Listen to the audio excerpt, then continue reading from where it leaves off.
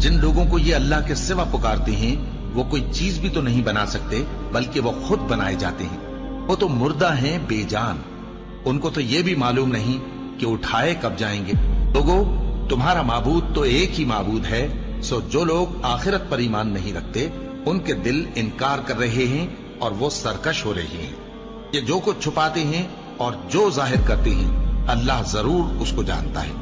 वो सरकशों को हरगिज पसंद नहीं करता। और जब इन काफिरों से कहा जाता है कि तुम्हारे परवरदिगार ने क्या उतारा है, तो कहते हैं पहले लोगों की हिकायतें। ऐ पैगंबर, इनको बकने दो, ये क़यामत के दिन अपने अमाल के पूरे बोझ भी उठाएंगे और जिनको ये बेतहकीक गुमराह करते हैं उनके बोझ भी उठाएंगे।